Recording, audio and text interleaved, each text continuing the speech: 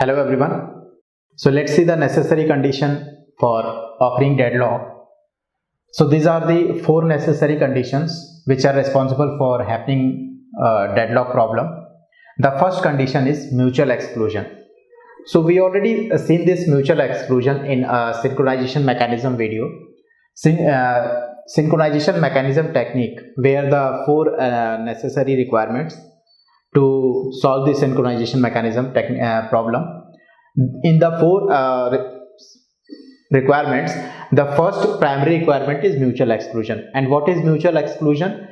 Only one process can enter the critical section at a time. So here the same concept of mutual exclusion is applied. It means, but we applied this particular concept in terms of resource. Okay, so whenever, let's say, a particular resource is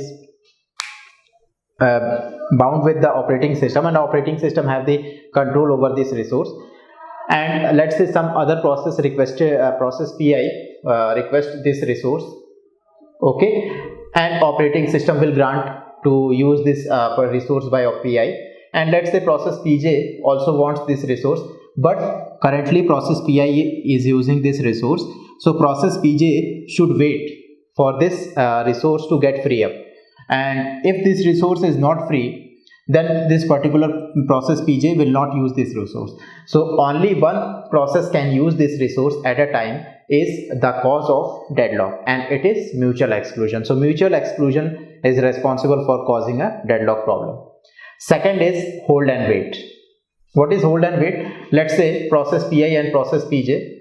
Okay, process PI is holding resource Ri. We have two resources, and the two resources are of same type, or you can say a different type. Let's say process PI holding resource Ri, process PJ holding resource Rj. Now at some time or at some amount of time, process PI wants resource Rj to finish their execution. Similarly, process PJ also wants resource Ri to finish their execution. So both the resources are holding different resources, and both are waiting for the different resources. So that is hold and wait. Means process PI holds Ri and it waits for Rj. Process PJ hold Rj and it waits for Ri. So this is the problem of hold and wait, and it is also a main criteria for causing a deadlock. Next is no preemption.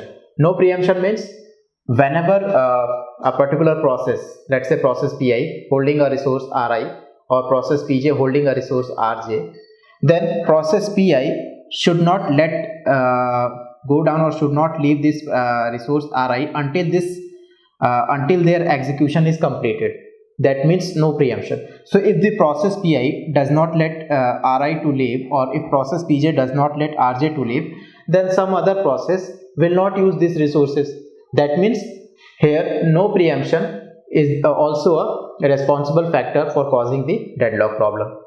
And last one is the circular wait.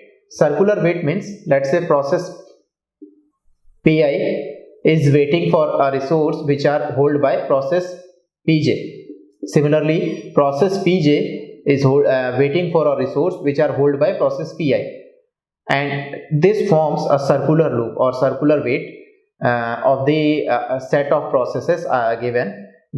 So circular wait depicts that processes waited for the other resources in the form of circle. For example, process P1 is waiting for process P2, process P2 is waiting for process P3, process P4 is waiting for process P4, and so on. Okay? And so on. And let's say process Pn is waiting for process P1. So this forms a circle, and circular wait is also a factor for causing a deadlock.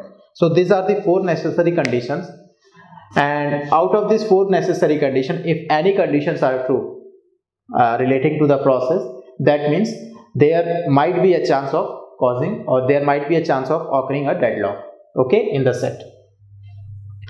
So throughout the concept of deadlock, you must remember this four necessary conditions, so that in the later parts also, whenever we try to handle the deadlock, or whenever we try to solve the problem of deadlock, then we are generally focusing to remove these necessary conditions so that the deadlock problem will not occur. Okay, so these are the important concept which you have to be remember. Okay, so in the next video we will see the other aspects related to deadlock problem.